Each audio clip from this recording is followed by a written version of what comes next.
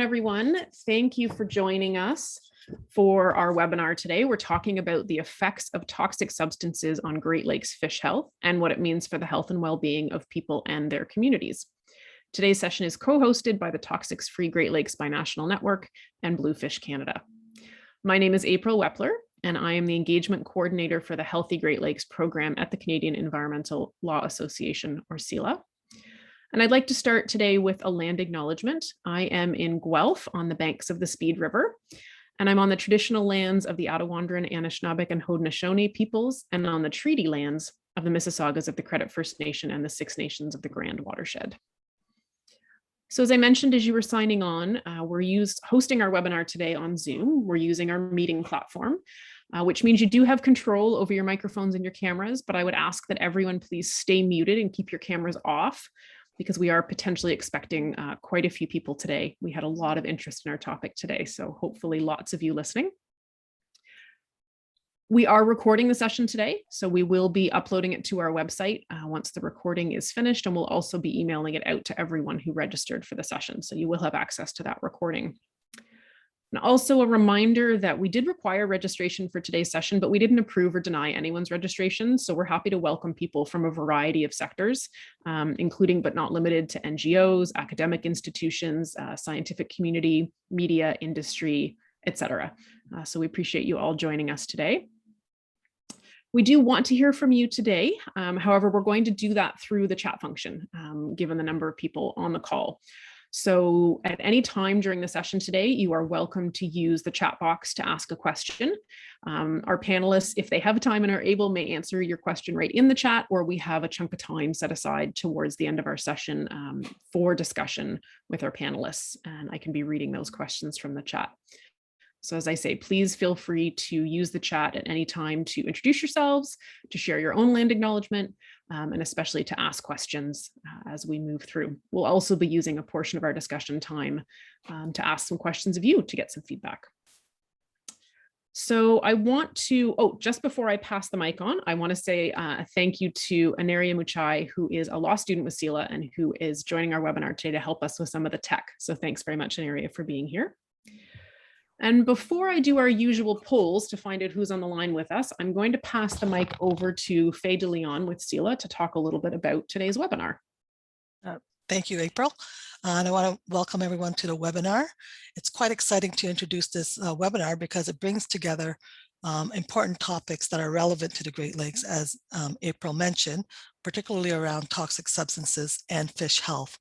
The aim of this collaboration between the Toxics Free Great Lakes Binational Network and the Great Lakes Fish Health Network really provides an opportunity to highlight these issues and assess where opportunities might exist to ensure the protection and restoration of the Great Lakes basin.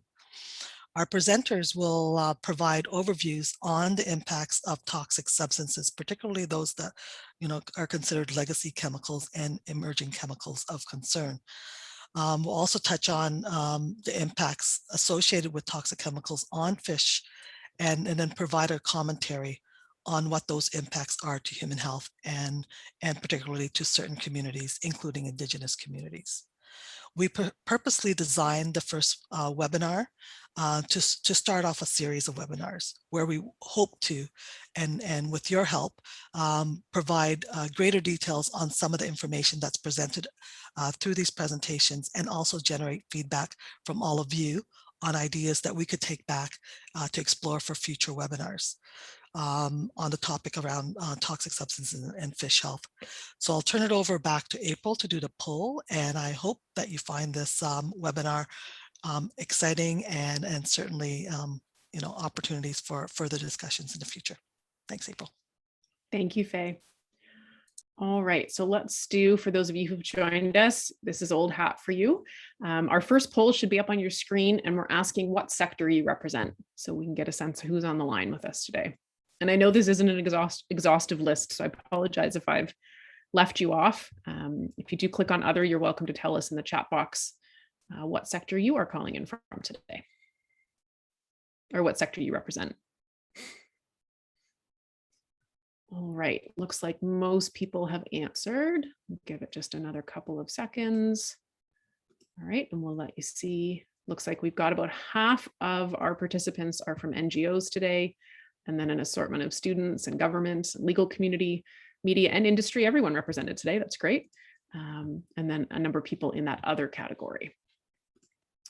All right, our next question that I'm going to pose to you is a geography question. If you can tell us what watershed you're located in. So I've listed here all the watersheds in the Great Lakes. Given that our topic is Great Lakes fish, I thought that would catch most of you. But if you are from outside the Great Lakes, please let us know in the chat box where you're calling in from.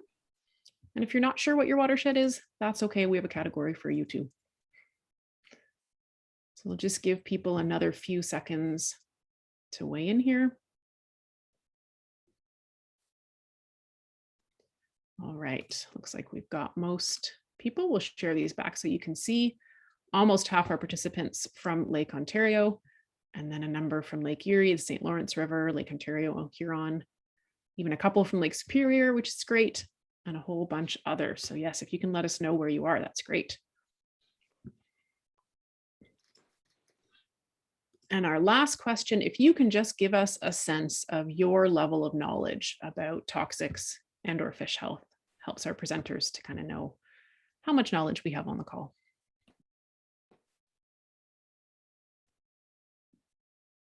And just give this a few more seconds. Everyone's really speedy at this now. All right, we'll share this back with you. So looking like more than half of you saying somewhat knowledgeable. A few people admitting they have a lot to learn, as do I. I avoided fish classes like the plague when I was going to the University of Guelph. It's funny that I'm now working so much with fish and fish health. It's great, but I certainly have a lot to learn. All right, so without further ado, thank you for sharing that information with us. I am going to pass the mic first to John Jackson. So Aniria, if you can pull your slide deck down, and John, if you want to go ahead and screen share your slides with us.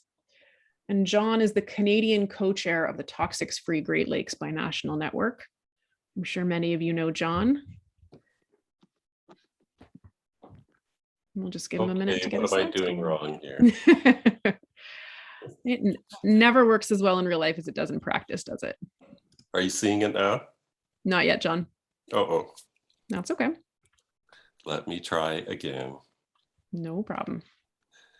Okay, so I push that one. Share screen, and then, yeah, you should have a series of options and you can click on your slide deck window. I see. Oh, that's much more clever than I expected. There we go. Yep, so we can see it. Just go to your full screen option there, or your play from start. Yeah, perfect. Okay, great.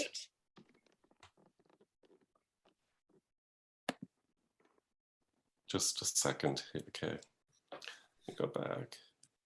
Okay, I think you were wanting my picture on, and I don't think I can turn it on at this point. Are you able to turn it on? I can ask you to start your video, and you should get a little button that lets you accept that. And if not, if it doesn't work, that's okay. There you are. Lovely. Okay, great. Thanks, John. Thank you. Okay, great.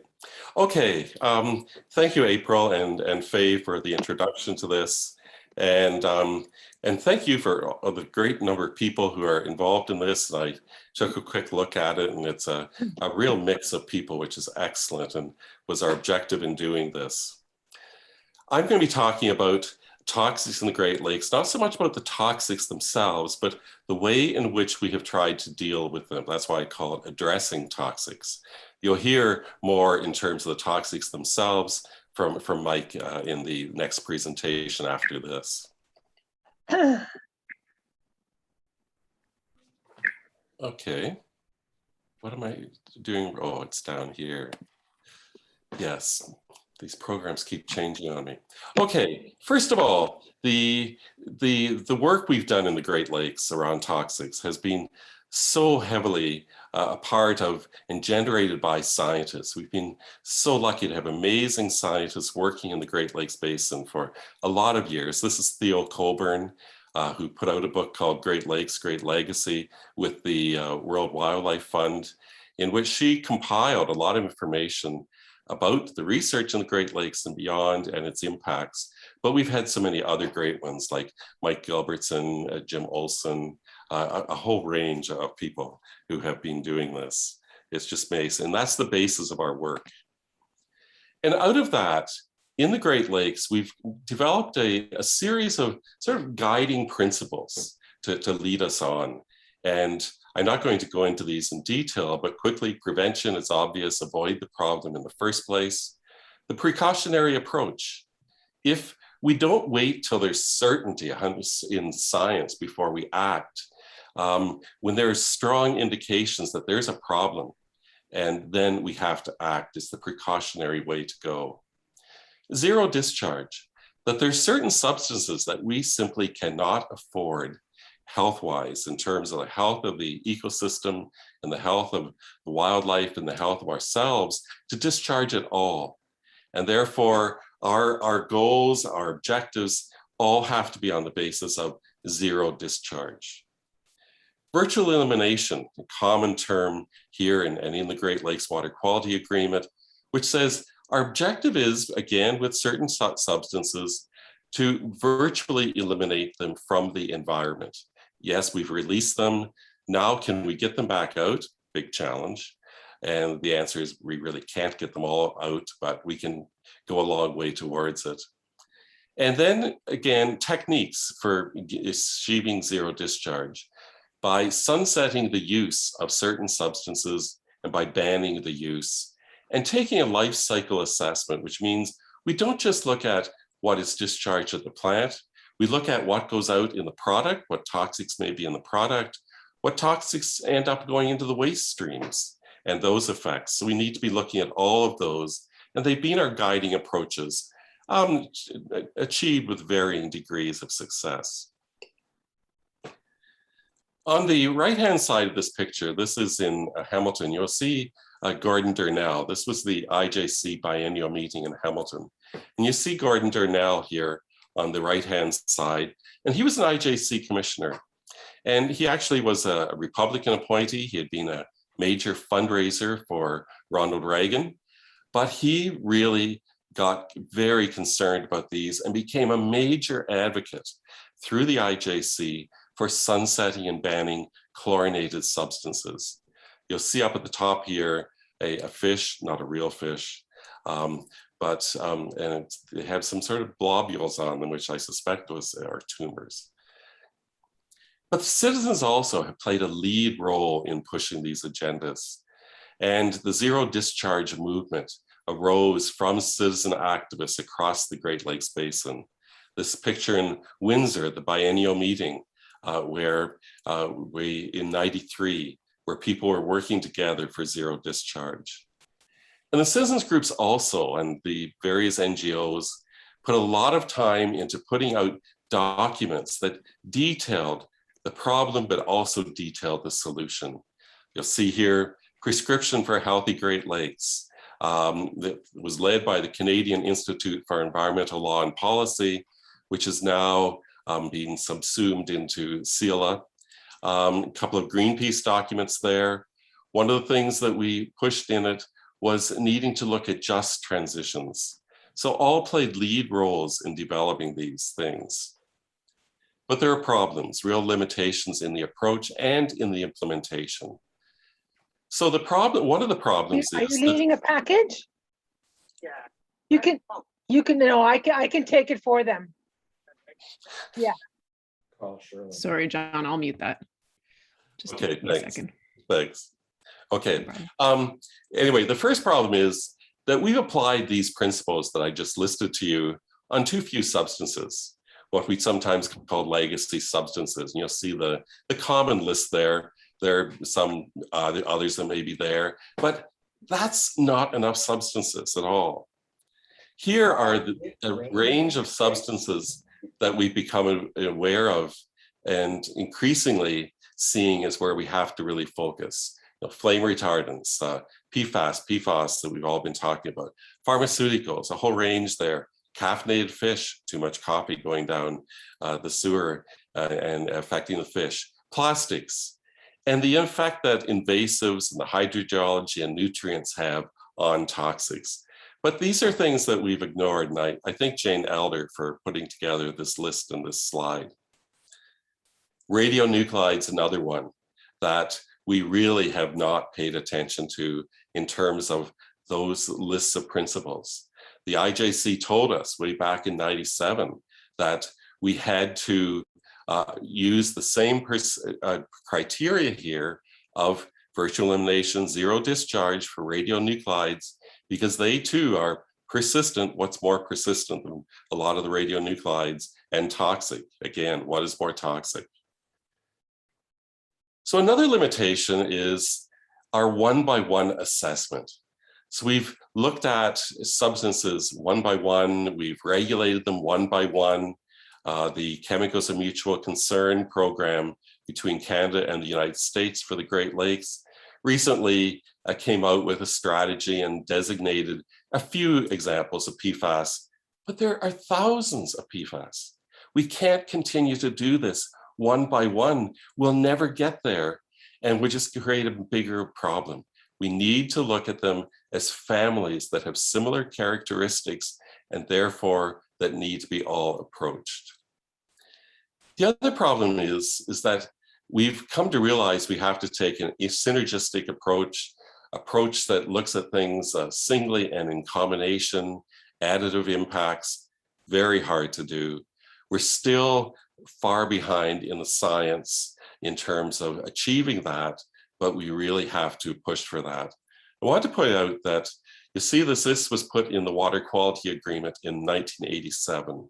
The reason those words are in there that I have highlighted in black is because there were some of us that were lucky enough to be sitting at the table as the two negotiating teams, Canada, the US, did the final day of negotiation, and in breakout session, we managed to get those words put into the agreement. It really is Engels that achieved that. Another failure and a huge problem is that we ban a substance and then we just go and bring another toxic substance into use. We have to be doing serious alternative assessments that focus on, are there other ways to provide the use to achieve the purpose that we were using that toxic for without not having to use a toxic substance at all, or if we do, using it in much more limited cases and in much lower levels. And this is, becoming the US EPA, for example, has come out with some very good documents on alternatives assessment and alternatives to using toxics. Flame retardants are a great example. What are the reasons? You look at these, and even with the flame retardants in them, so much of our modern structures mean that fires go up at a much quicker than they did before. And it's because of what we make the chairs out of, for example, full of fabrics that burn really quickly, just emit. Or the older chairs with cotton padding and so on, they don't burst into flame at such a high rate. Or the design of our homes, the open floor concept, the high entering tall ceilings, they just zoom up in no time. So we have to look at our designs instead of trying to say, oh, toxic substances will solve the problem. Another major limitation is that we have failed to include the products when we're dealing with these. And both for products made in the Great Lakes Basin and imported into the Great Lakes Basin. We have in Canada and the United States, we have the Toxics Release Inventory annual reports by dischargers of toxics. On the Canadian side, the National Pollutant Release Inventory. But when you look at this, it doesn't report what leaves the plant in product. Huge amounts of toxics, so it doesn't make us aware that the products are also a major source of toxics issues for the Great Lakes, and not just the Great Lakes, obviously. Here's PFAS and a slide that shows a wide range of products that they're in. And here at the bottom right-hand corner, is their use as to extinguish fires, for firefighting, and the foams, emission to the environment. And we have a lot of examples of severely contaminated communities because of that. But these others also, during use, are emitted to the environment. And the other thing, of course, is we have to realize is that products don't stay in use forever. They end up as waste. We are finding already in landfill sites that because PFAS showing up in the leachate, the toxic liquids that are generated at the bottom of landfills, PFAS are showing up because they were not the PFAS directly dumped into these. I'm talking municipal landfills, but because of the products that had PFAS in them that break down and release them. And in modern landfills, we tend to collect that leachate. And what do?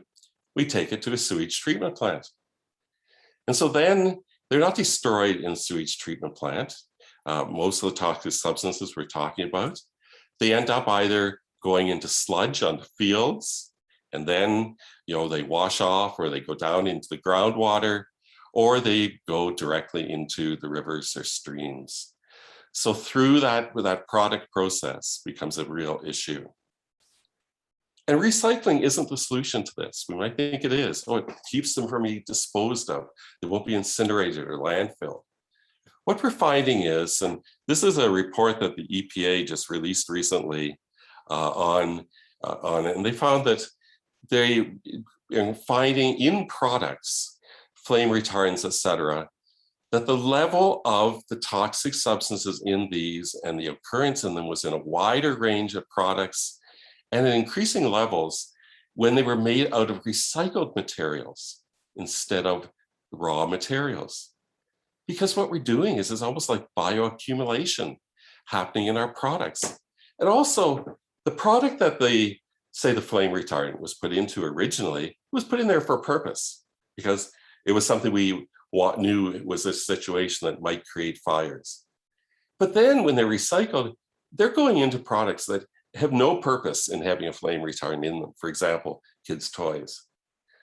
So it's a real problem.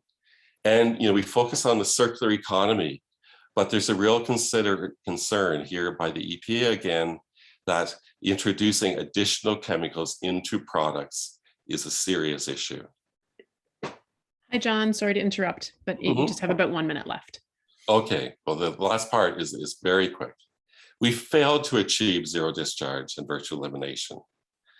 And you can see that in this slide that the red line across the bottom is the level we say we want to get to, we need to get to in order to have fish safe to eat, for example. And this is PCBs. And you can see that they've gone down, but they haven't gone below. Those are ones we banned, and they haven't gone below the line, and in some cases are starting to go up. And this is a slide that shows that yes, some substances are going down, but the things we have substituted them with are going up in the lakes, and therefore are a whole new problem.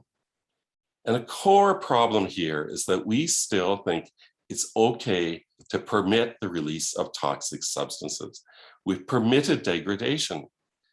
We have to turn away from that. And so really, in conclusion, we have to move from zero discharge as our aim to zero use. That is what will only get us to the place that we need to get to in terms of toxic substances. And of course, this slide was from a picture, a meeting in Hamilton in '89. It's even more no time to waste now than it was then. And if I can just, for a quick little intro to Mike, this is a slide of a toxics buffet that we did in Washington, DC with the Sierra Club quite a long time ago. And it was very effective in Washington, DC of showing people's attention, coming to it, a lot of the aides to congressional people, et cetera. But you notice in it, the stress is on don't eat the fish. What about what's it doing to the fish? What's it doing to the health of the fish themselves? And that's where we turn over to Mike. Thanks so much, John. Great segue. So if you want to stop screen sharing now, that would be great. And then we'll get Michael going. Are you able to stop? Yeah, I'm going to take it down for you. Please, There you please go. do. So Mike, Thank you can you. go ahead. And Michael Murray is the US co-chair of the Toxics-Free Great Lakes Binational Network. And I think John's already segued nicely to Mike's presentation for us. Great, thank you, April, and thanks, John, for the overview. So I will be talking about, let's see, there we go, toxic chemicals in fish in the Great Lakes, really with an emphasis on the effects of the chemicals on the fish themselves. And so in terms of my affiliation, I'm, as April mentioned, co-chair of the Toxic-Free Great Lakes Binational Network. I also have an affiliation with the University of Michigan. Actually, I teach part-time at Augusta University and was previously with the National Wildlife Federation office in Great Lakes office in Ann Arbor. So real quick overview on toxic chemical cycling in the environment with particular relevance to the Great Lakes. So this is related to what John was talking about in terms of using these toxic chemicals. We can either produce them, we do produce them directly, and then we can also use them in products. And then either way, in either of those applications, they can wind up, say, in our homes, in businesses, and then either be exposing us directly or be released to the environment. And we're particularly concerned today with Great Lake, with toxic chemicals in the environment. They can be released to the air, cycle around the air. They can be released directly to the water, so they wind up in our home waste that gets into, say, wastewater treatment plant or industrial waste that then gets discharged directly to a water body. And then it can also be land applied, as John mentioned, all the toxic, the PFAS that are winding up in landfills and or otherwise can get onto land surfaces and then be contaminating the environment that way. Once out in the environment, these chemicals, actually the cycling, as probably most folks are aware, can be quite complex. Even if you just look at the atmosphere for particular chemicals, the cycling, whether they're attached, they're in the gas phase or attached to particles, they can potentially be transported very long distances, really thousands of miles or kilometers. And then within the water body, the cycling is actually equally, in fact, even more complex. You've got all of the biota, all the organisms, all of the interaction with the sediments. You've got the potential for some of these chemicals that are volatile or semi-volatile to actually move from the water back up in the air. If we have a water body that's been historically contaminated, it can actually release some of those more volatile compounds back to the air, which can then be transported and cause contamination elsewhere. So it's quite complicated actually in the water body. We're particularly concerned here with chemicals that bioaccumulate, so they build up in biota, such as plankton, and get into forage fish, then get into predator fish. That's particular interest now in my presentation today. And then potentially those chemicals can affect the fish directly, but they can also be essentially a transport vector to other organisms, such as wildlife eating the fish or people eating the fish. And Lawrence in a little bit is going to be talking about human health concerns with in terms of fish contaminants. And I'm going to, again, stay focused back here within the food web and fish and the effects of chemicals on the fish. And just to note too, that a lot of these chemicals can actually we can get directly exposed to them in other routes, say by drinking water. So for PFAS near contaminated sites, a big concern is actually drinking water exposures, maybe even more so than fish consumption or other sources. And we can also be exposed through the air, other routes. But again, today my focus is on contaminants building up in fish and the effects that can be present. So I am looking at a number of toxic chemicals that concern the Great Lakes. John already went through really, I think, most of this list. We have a particular concern again with the persistent bioaccumulative and toxic chemicals that can build up in food webs and tissue in fish and are persistent, staying in the environment for a while, and they're potentially toxic at relatively low levels. So we can group the chemicals, as John mentioned, into either legacy chemicals such as mercury, PCBs, and dioxins, with the major uses and sources indicated over here, or as well as the chemicals of emerging concern. And these are just examples of both groups here. For the CECs, we've got the polybrominated and diphenyl ethers, we've got the PFAS that John was mentioning, we've got another flame retardant, HBCDD, and then short chain chlorinated paraffins that also can be used as flame retardants. So a number of these chemicals of concern, you can see a number are flame retardants, but there are a lot of other applications that we're using a lot of these chemicals for. And just to note that in terms of legacy chemicals, a lot of these have been either kind of phased out or substantial reductions that have occurred through different regulations adopted. But as John just indicated, we're still seeing these at relatively high levels within the Great Lakes environment. In terms of mercury, major chemical of concern, we're particularly concerned in terms of fish with methylmercury. That's the form that tends to bioaccumulate and biomagnify more. And this environmental cycling of mercury just by itself as a single metal is actually quite complex. I did a lot of work on that about 15 years ago, collaborating with a lot of other researchers, and it's very complex. But what is known about in terms of fish is that when we have high contaminated sites, high mercury levels, there can be impacts on growth and even survival.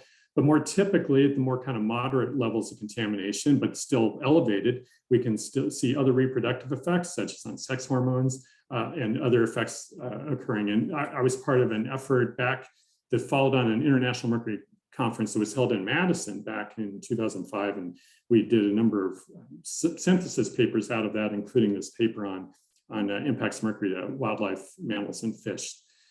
Also, there's been a lot more work recently that's been done on this issue, including on the fact that there are a whole lot of different factors that can influence methylmercury concentrations in fish, such as the trophic status, the length of food web structure, the water level variations. So even if we don't change the amount of mercury coming in from the atmosphere in a big sources, say coal-fired power plants and previously incinerators, maybe some industrial operations, even if we don't change that, we might still see changes in the methylmercury levels because of these other changes that might be happening in a particular water body.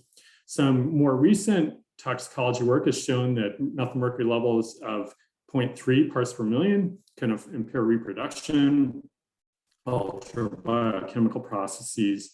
And then also there's been just a recent paper came out by Armstrong in Michigan and colleagues showing that yellow perch, larval yellow perch, had their foraging success impaired with increasing methylmercury concentrations. A lot of our attention on mercury through the years has been particularly focused on effects to wildlife consuming fish, and in some cases even other wildlife that are, say, consuming insects, and more recently, and then as well as the human health issues that Lawrence is going to be addressing. But again, there's been concern for a while about effects on fish themselves, and that's some of the work that, again, has been documented here for mercury.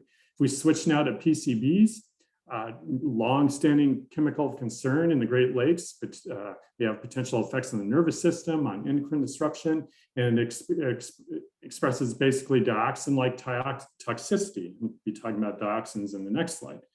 And a recent analysis by Don Tillett's group at USGS, a meta-analysis, showed that in the range of 0.1 to 7.5 micrograms per gram, basically parts per million total PCBs, that 25% of the fish species they assessed would be in fact affected in one of these different domains, particularly say reproduction. Also, a lot of the emphasis on PCB toxicity through the years has been on more PCBs that are more dioxin-like, that they are more like the 2378 congener, dioxin congener, basically a coplanar molecule. And you can see the structure up here for PCBs, the two benzene rings can actually rotate a bit with respect to one another. But the coplanar, a lot of emphasis has been on coplanar ones, like this example shown up here. But just a recent study just came out that's showing effects, neurodevelopmental effects in zebrafish on the non-dioxin-like congener, on a non-dioxin-like congener. So there's still more that we're learning about PCBs decades after they were phased out. And as I noted, they were phased out mostly in the 70s, but both in US and Canada and many countries around the world. But we still, as John just mentioned, have elevated PCB concentrations in the Great Lakes. We still have a number of fish consumption advisories. When you look at fish consumption advisories throughout the Great Lakes, and Lawrence will emphasize, it's really the two most common causes, even after all of these years of efforts. Dioxins are typically assessed considering the toxicity of dioxins, furans, and dioxin-like PCBs that I was just discussing together. And research has shown for a number of years that lake trout, sac fry, and embryos are particularly sensitive. In fact, there was a really interesting paper that came out back in 2003 by Phil Cook and colleagues at EPA, where they showed that they did an analysis of sediment cores in Lake Ontario, and they could date them. So they knew what going down in the core, roughly what year that corresponded to and what the dioxin levels were. They could translate into what would have been present in the water. And they estimate that for many decades in the middle of the century, that the dioxin levels were high enough to basically eliminate the possibility of lake trouts, sac fries surviving in those conditions. And it was really just in the 80s and 90s that levels had dropped low enough that that factor alone would not prevent the sac fry from surviving. So, it's been thought that it was mostly other factors, say sea lamprey and overfishing, that contributed to lake trout depletion. And those factors are important, but it's clear that based on this analysis that the dioxins were likely contributing heavily as well. And there's been more recent research on lake sturgeon showing problems, impairments due to this most toxic congener, 2378, and then again, the PCB congener. So have to consider all these compounds together. And again, even though the dioxin levels in the Great Lakes have been declining through the decades, we still have concerns, still have elevated levels in a number of areas. In terms of polybromide diphenyl ethers, structure up here of one of them, lab studies have shown that the thyroid system can be impacted. Also, the reproductive impacts are possible, including reduced egg production in fish. And the more recent study showed liver impacts and DNA damage observed in zebrafish exposed to these two different PBDE congeners. A lot of this work on toxicity, whether it's for PBDs or most of these other chemicals, is done with model organisms. So zebrafish, fathead minnows, species like that are used a lot in lab studies. And hopefully they're applicable to a lot of different fish we're interested in the Great Lakes or elsewhere. With phase outs PBDs in the Great Lakes, we see generally declining levels in Great Lakes fish, but not completely uniform around the Great Lakes. And deca-BDE is the most brominated, the heaviest, can break down the environment into some of these other compounds. So there's still concern because that was basically the one that's most recently been addressed in a systematic way. So still concerned with the PBDs and out in the Great Lakes. In terms of PFAS, this is a major challenge. John talked about them. We've got over 5,000 potential chemicals to assess. One lab study showed impaired swim bladder inflation and hyperactivity effects, again, in the zebrafish exposed to 2 of these PFAS compounds. And overall, the studies have been showing that there's increased reproductive concerns in terms of toxicity versus impacts on growth of PFAS in fish species assessed. And in terms of the State of the Great Lakes report, most recently, it shows no real clear overall pattern for PFOS, PFOS, one of the important PFAS compounds, really probably one of the most significantly used and one of the ones that's been most heavily studied. But there's no real clear direction, down or up. A couple of the lakes are up, a couple of lakes are down. So even though that's been mostly phased out in the US for a number of years now, we still don't, we're still seeing levels that are potentially levels of concern and not necessarily moving in the right direction out on the Great Lakes.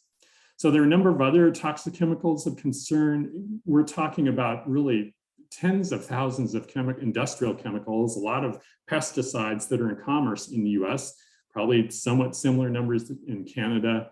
And we can find a whole lot of these chemicals in the Great Lakes, flame retardants, plasticizers, fragrances, and so on. A recent study found that of over 200 chemicals in sunfish at 27 sites in 6 different Great Lakes tributaries, found consistent adverse biological effects at the Fox River sites. But then when they did an integrative analysis, they showed that there are effects associating CEC exposures to blood glucose concentrations and increased liver size in vacuoles. So, basically indicating the fish are struggling a bit to handle those chemical exposures that they're encountering in the environment. So just a few concluding thoughts. We've got pretty good evidence of historic injury to fish populations in the Great Lakes from legacy chemicals, and increasing evidence of concern with some of these chemicals emerging concern. But there's still a lot more lab and field research that's needed on the toxicity of many of these CECs. And we also need to address chemical mixtures. John touched on that as well, including just the environmental currents. There's been a lot of work. USGS has been involved in a lot of work sampling water, other matrices for multiple chemicals. Again, that study I just mentioned, hundreds. But again, we're talking potentially thousands out there, pharmaceuticals, personal care products, other industrial chemicals we may not be focused on. So we need to think about those. And then we also need to think about toxicity and the need for more toxicity assessments and this relatively newer approach of this adverse outcome pathway framework, including a kind of quantitative variation on that EPA researchers, Ankley and others have developed and promoted, can help inform how we go about assessing toxicity. But clearly, we've got so many chemicals to deal with. We need to kind of marshal our efforts to work on that. And then also there's a need to focus on broader food web implications of chemicals emerging concern, including exposure across generations, including and considering the multiple stressors. We have other factors involved, maybe climate change, warmer temperatures, nutrient changes, other issues going on in lakes that we need to think about as well. And this reminds me too that I think there's a need. A lot of this research on the US side is occurring within EPA, which is great. In fact, a lot of it's out of the Duluth lab there. But there's a lot in other labs within EPA, but a lot of work that I think there's more opportunity for coordination between the US and Canada on a lot of this work, and particularly for chemicals of concern in the Great Lakes. So I think that's a key issue that we need to think about going forward in terms of addressing toxic chemical threats to fish health in the Great Lakes. And that'll do it. Great, thanks, Mike. Excellent. I'm starting to see a few questions coming into the chat box. So keep those coming and we'll make sure to address those in our Q&A at the end. So Neria, if you want to go ahead and put Lawrence's slides up. And our next presenter is Lawrence Gunther, who is chair of the Fish Health Network and founder of Bluefish Canada. So Lawrence, if you want to take it away. Thanks everybody, and thanks April for the introduction, and for the opportunity to speak to you, everybody. I appreciate you guys taking your lunch hour or other time, wherever your zone is, to come and hear us. And I know, we're speaking to the converted, but we're really trying hard to reach out to a broader section. So, look, it wasn't that long ago when fish health, even as a toxic issue, wasn't even on the radar of a lot of NGOs. And now look where we are. We're getting there. We're getting fish health on the radar, and we're getting it to the broader audience. So let's talk a little bit about that. Who is that broader audience, and what does fish health and toxins mean to them? So again, I'm Lawrence Gunther.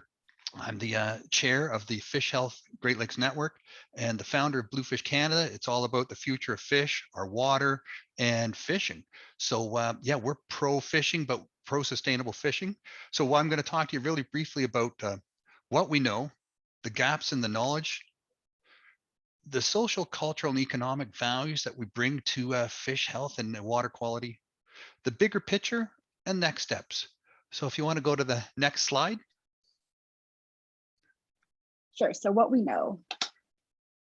So we know the Great Lakes has the most valuable freshwater fishery in the world. Now, what does that mean?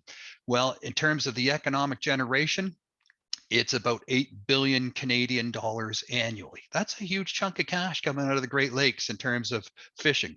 A lot of people would assume that a lot of that comes out of the commercial fishery, but in reality, only about 200 million of that is from licensed commercial fishers.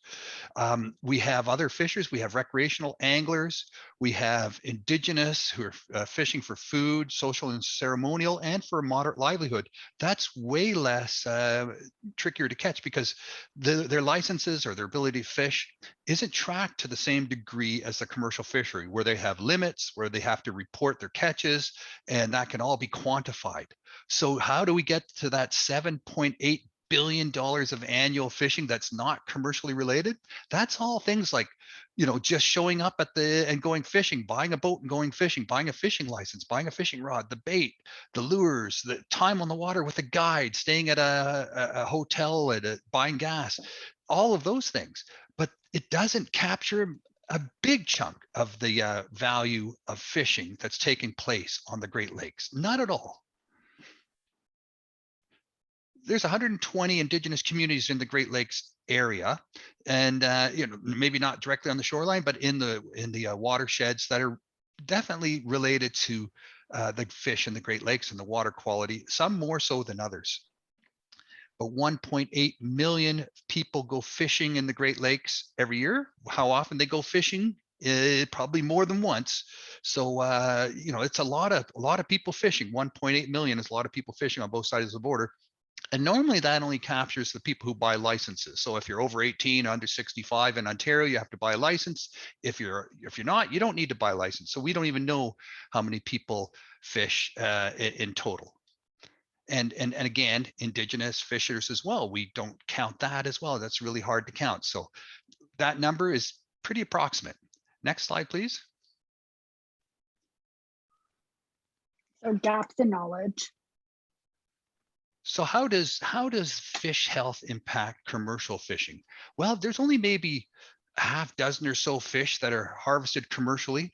Do we check it?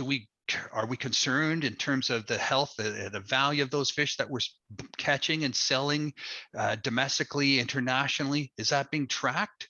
There is mechanisms for that, for sure. And you can't sell toxic fish. You can get in trouble for doing that.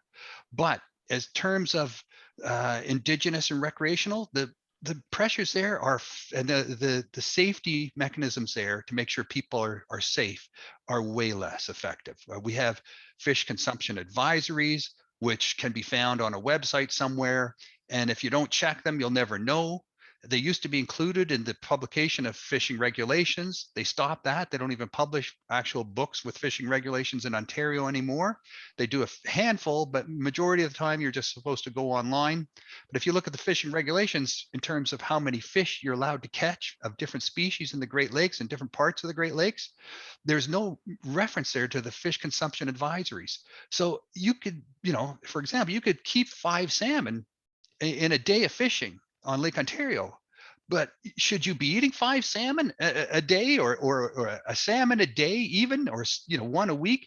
You better check your regulations, because there's a lot of fish consumption advisories that say, if you're of a certain age, young age, a nursing mother, a pregnant woman, a younger person, you shouldn't even be eating 1 meal a month. What about food insecurity? How is this, impacting food insecurity when you can't go out and catch fish to feed your family? We saw over the COVID period, a lot of people lost their jobs. We have no idea how many people were put into food insecurity, but we do know the amount of fishing licenses sold in Canada during the last year and a half went up by 20-30%. A lot of that was urban people as well. And that, again, we don't know how that impacts Indigenous communities. We do know that Indigenous communities have turned away from their traditional food source, from their country food, the fish in the water, and it's been a big blow. Others haven't, and others have suffered huge health problems, such as grassy narrows. It's not really the Great Lakes, but it's in Ontario, and 80% of the Indigenous populations there are suffering from mercury poisoning from eating the walleye that were contaminated by a paper mill back in the 1970s, when they dumped 10 tons of mercury into the water. And what about the value of the fish harvested? We have no idea in terms of that indigenous and recreational angling. We don't know how many fish are caught out of the Great Lakes, how many of them are released. Roughly, we figure about 2/3 may be released back alive. The other third are consumed. But if you look at the value of a salmon, that's $15 to $20 a pound at the fish market for a wild Chinook salmon. You can go out and catch a 25-pound Chinook salmon in Lake Ontario. You can catch 5 of them in a day on a charter boat or just on your own boat. The value of those fish that you're catching, we have no idea what those values are. We have no idea the numbers. And then the whole fish consumption advisory compliance issue. We issue these things like we used to be with cigarettes. Smoking cigarettes causes cancer. And then it was a little tiny bit of information on the cigarette package that finally got on there. Never slowed anyone down from smoking. What did they have to do to cigarette packages in the end? They had to turn them into, horror stories in terms of the graphics and the information that were portrayed on cigarette packages. And even that wasn't enough to deter people from smoking. What do we need to do to convince people to take fish consumption advisories seriously? So far, we do very little, very, very little. you know, Mike pointed out that there's other forms of life that are depending on these fish, and it's bioaccumulating in their bodies as well. You know, all the shore animals and birds that eat these fish. And even, you know, belugas downstream. There's a lot of contamination that just keeps being accumulated. But we hear about that. We hear about belugas. We hear about, you know, eagles and things like that. But we hardly ever hear about the kind of information that Michael was delivering to us today about the actual fish. And then what about the fish themselves? Mike talked a lot about the science, about the impact of fish. This chemical meant this much, and the other chemical meant this, and the other chemical meant this. You add it all up. And, you know, as an angler, we find fish that have all sorts of weird lesions and discolorations and growths on their body that look a little emaciated. You know, it's not about the quantity of fish. It's not about whether they're safe to eat or not. Yeah, it's about that stuff too, but it's also about the fish themselves. What the heck kind of life are these fish living in these waters when their systems are so stressed out that their, you know, biological functions are starting to fail? It's not a life. The welfare of these fish from a welfare perspective is not being respected at all. Next slide, please. So social, cultural, and economic values.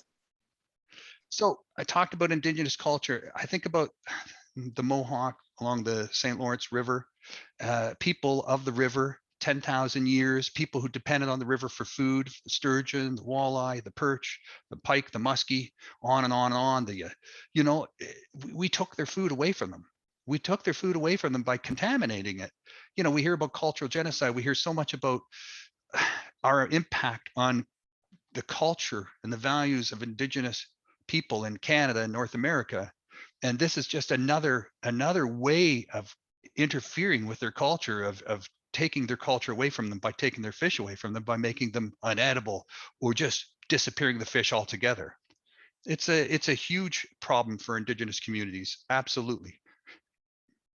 There's also the connection with nature that people, non-indigenous people, have forged through fishing, through being outdoors for thousands and thousands of years. I mean, you can go back to Egyptian tombs and you see, you know, sketches of people fishing, not just with nets, but with actual fishing rods.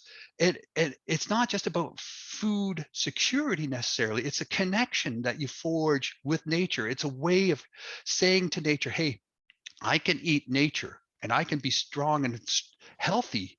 And therefore, I'm going to care about nature and make sure it's strong and healthy, because it's a two-way relationship. And a lot of people have this two-way relationship with their water, with their fish, with their places where they go and their grandparents take them and where they bring in their grandchildren. And it's about taking pride. And when we start to sully that, when we start to destroy that relationship, we're breaking that connection with nature of people who just want to go out and catch a fish. I talked about the welfare of the animals themselves. I don't think we hear nearly enough about that. We hear a lot about from anti-angling groups, anti-fishing groups who want all fishing to stop, who think it's cruel, fish feel pain, all of that. But we never hear about the fish themselves and how they're the quality of their life in terms of the toxins that they have to live with. You know, fish themselves, where do they fit into the hierarchy of life? You know, we talk about vegans and vegetarians and pescatarians. I mean, we don't even include fish in the meat category. They have their own category somewhere down around the vegetable level. So it's about understanding the fish are actual animals, but we see them as something different. We see them as in the same categories as shellfish, crabs, things like that.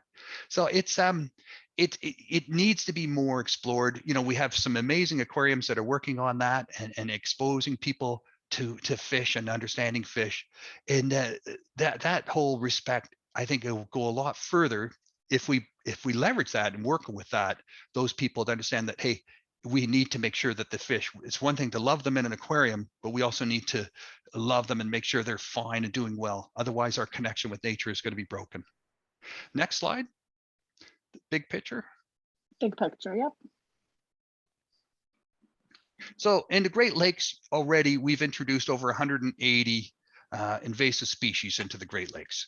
Why should we care? Well, it's radically changing the whole ecosystem over and over and over again. Every 10 to 15 years, the whole system changes radically. If that sort of change took place on land, if we observed that on land, people would be very concerned. But because it's happening underwater, out of sight, it's sort of out of mind as well. And we just don't pay enough attention to it.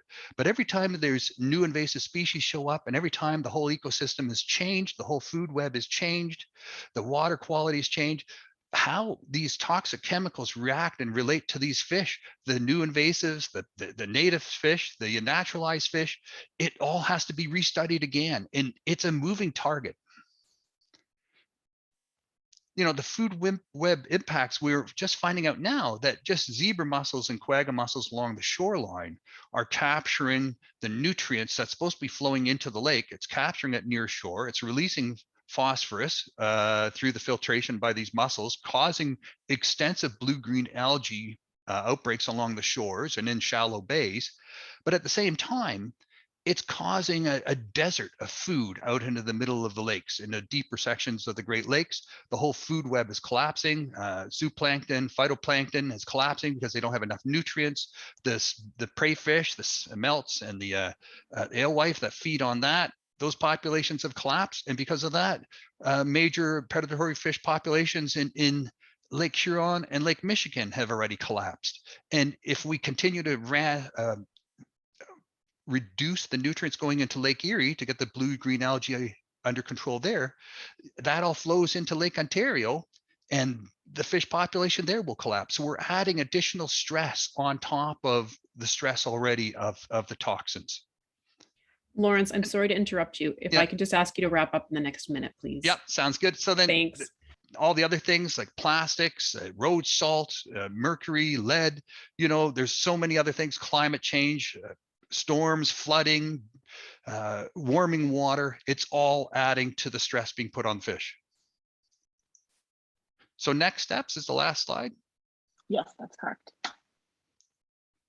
We have to inform and engage the public a lot more.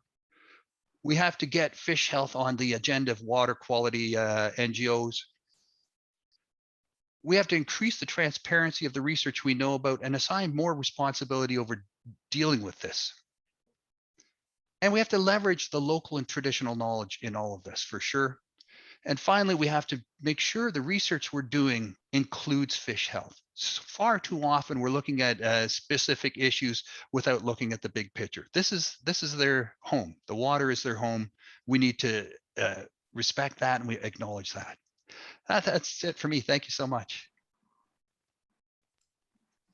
Thanks very much, Lawrence. So Aneri, if you want to put our closing slide up, just to have that on in the background. So we are scheduled with our webinar to go until 1:15 today. So hopefully all of you can hang around for another 15 minutes. We want to make sure we answer some of your questions. And then I know we have some questions to pose to you as well.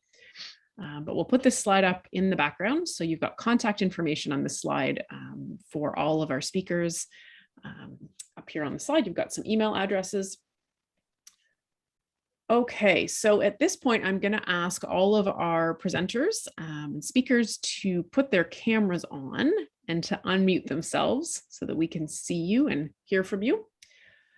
So I've been tracking some of the questions in the chat. I see we've had a little bit of back and forth.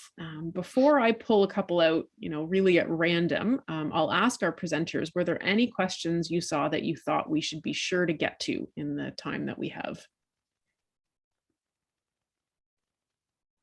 April, this might. I can just say that there were a couple questions related to my presentation on dioxin toxicity, and I responded to that. But Meg had made the point about kind of an understanding of how the mechanism that may not be complete in terms of how we even based on earlier research as well. So that's a good point. I think we need to make sure that we're understanding the mechanisms correctly in terms of thinking about toxicity and the potential impacts and thus the potential concern for these chemicals. And then Mary had a question about contaminated sediments and if there are ever situations where it's best to just kind of leave them in place. And I'm not an expert on contaminated sediment remediation, but I do know that it's obviously important to be doing it correctly when you're going in and dredging contaminated sediments. Make sure you're not just resuspending them and sending them all, down the river for other places to get exposed to them.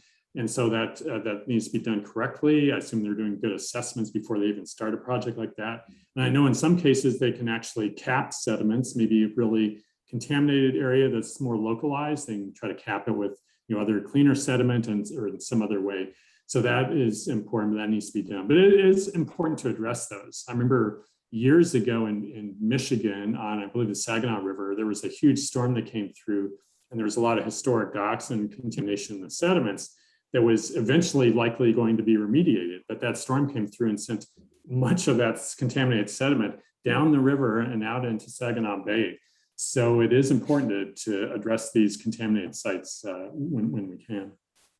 Okay, thanks, Mike. And I saw John had his hand up there. Yep. If I can just add another part to that in addition, we're finding that contaminated sediments that have been covered by cleaner sediments, the invasives, and sometimes who are feeding on the basin at the bottom of the lake, or mainly lakes, are pulling them back up into the system, back up into the food web and getting them re-released. So we saw on the western end of Lake Erie, suddenly we're finding elevated levels of certain toxics in fish. We couldn't understand it, and that's the conclusion they came to, that the mussels were bringing it up, the invasive mussels. Right. Great point. Brings those two questions together. Okay. Okay, so this wasn't a question so much as a comment, but I think perhaps worth sharing if not everyone's sitting in the chat and seeing it, commented that I think this presentation highlights the disconnection between economy and the environment, and they seem to have been regulated in isolation from each other. I hope we're moving towards a whole systems approach, all affected variables considered. So as I say, not a question, but I'm wondering if anyone on the panel has a comment on that. Lawrence, go ahead. Yeah, I just read a study about the economic value of a wetland. There was a study done on the west coast of Canada, and it was like, one wetland was worth $12 million a year in terms of its contribution to the greater good of the environment and the economy around that area. We are just starting to figure that stuff out, and I think there's so much more that needs to be learned about that. Unfortunately, because it's not of interest to a large sector of the economy, a big single industry. It's many, many small entrepreneurs, business people. It's the importance of assessing that and identifying that have never been really raised, so we need to raise that. We need to push that as well. Right. Thank you, Lawrence. So I see one more question in the chat that I want to read out. Sorry, I'm just seeing a new message pop up. Okay, yes, let me scroll up. So while I'm looking for the question this is the problem with chat, right? It flies up and down. But there was a question here that I think maybe Lawrence could speak to while I search in the chat for the other one. Has anyone measured the impact of catch and release practices on stress of fish health populations? I suspect Lawrence would have something to say about that. Oh yeah, we measure that all the time. There's competitive fishing tournaments where fish are brought to the scale and weighed in water, and then the water is weighed without the fish in it. And then the fish are observed in large tanks by scientists, and many times those fish are tagged. So we have a lot of scientists come to fishing tournaments because the hardest thing to assess fish health is to find the fish. It takes an incredible amount of time and knowledge and expertise to actually find the fish. You can go out and assess water quality any time of the day or year, and it doesn't move around. I mean, there's current, yes, but fish move around, so they're hard to find. So having these tournaments assesses their health at the time of capture and then follows them and determines their health post capture and release. And for the most part, we're learning a lot about how to do this well and how to do it with a 99.9% effectiveness in terms of the return of these fish.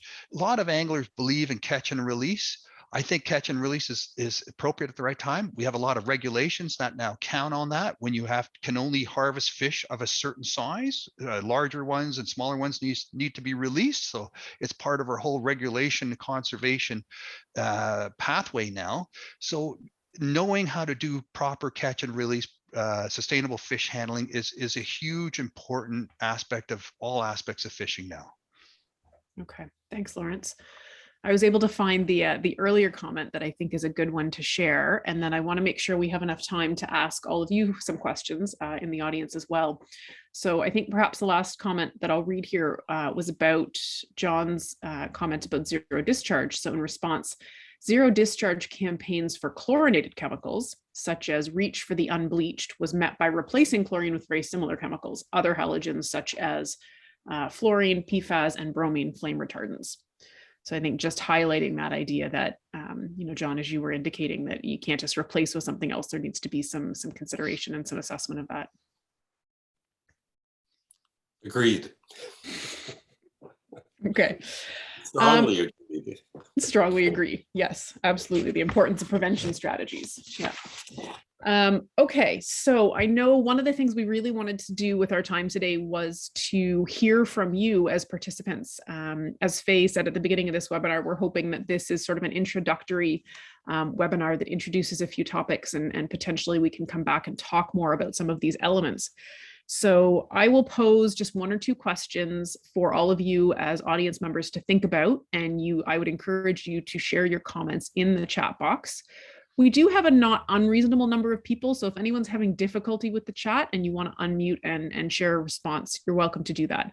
So the questions that I'll pose are, what would you like to get out of future webinars? If we were to do a series built around these topics, what would you hope to see? What would you like to hear more about on these topics? And then also, do you have any experiences relating to these issues that you'd like to share in our last few minutes? So I'll give you all a chance to think about that for a moment. Faye, did you want to tag any questions onto that, or does that sort of capture what we were hoping to get in terms of feedback?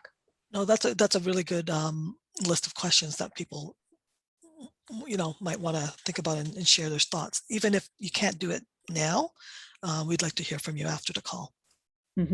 Great point. Yep. Yeah, so you can go ahead and answer that in the chat if you'd like, or if you do want to unmute yourself and share some thoughts. Or as Faye said, if you have brilliant ideas after we get off the call, you can share those with us. You've got all the email addresses up there. We'll just give people a moment to unmute or to type.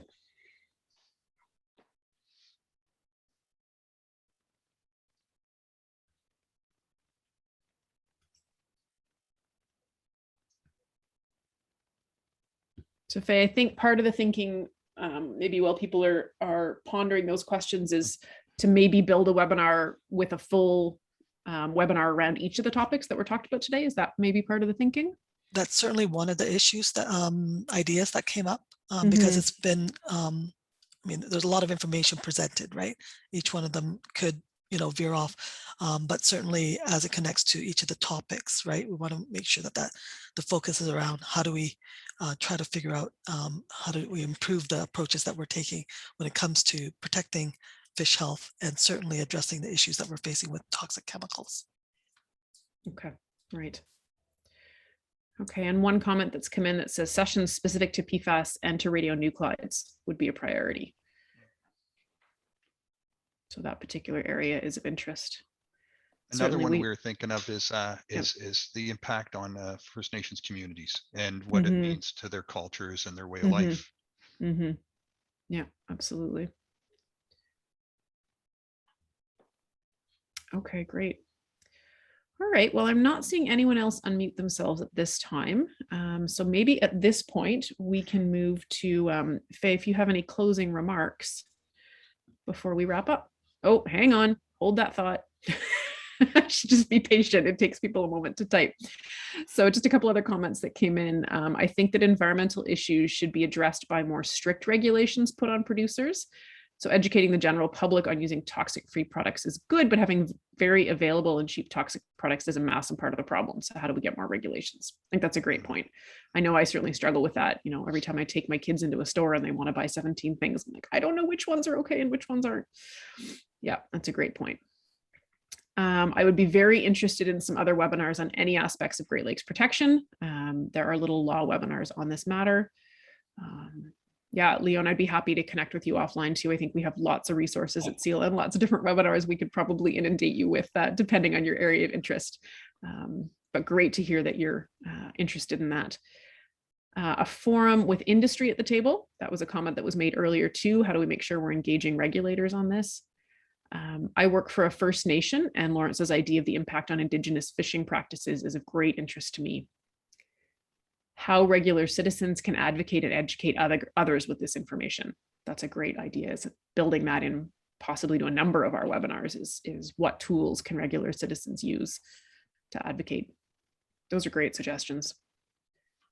Thanks, everybody. I just need to give you an extra minute or two and the suggestions come flying in. So we will be definitely saving this this chat and all of these suggestions so that we can incorporate those as we start planning next webinars. So I think now it is safe to turn it over to you, Faye, if you have some closing remarks. I just want to thank you to the presenters and of course to Bluefish Canada and the Toxics Free Great Lakes Binational Network for coordinating this webinar. I think it's a good start to a very, I think, complex set of issues that we're facing, particularly within the Great Lakes, and provides opportunities to have those discussions openly and to see where there are opportunities for collaboration. So I do want to thank all the participants who joined us today, and with hope we could work with you to design other webinars for the future, whether to build on what we have today and identify those ones that have been noted in the chat function for future webinars. So I'll hand it over to you, April. Thank you so much. Thank you, Faye. So hopefully when you finish this webinar, you're going to get a little SurveyMonkey survey that pops up. I've also put that link in the chat box and we'll be emailing it out to everyone. If I could ask you to just take 2 minutes and give us some feedback, we're always grateful to that. It helps us plan our future webinar sessions. So with that, I think that's everything that we needed to talk with you about. Thanks everyone for your time today. We'll give you 2 minutes back in your afternoon and we'll talk to you again soon. Thanks everyone. Thanks. Thanks, April. Thanks, everyone.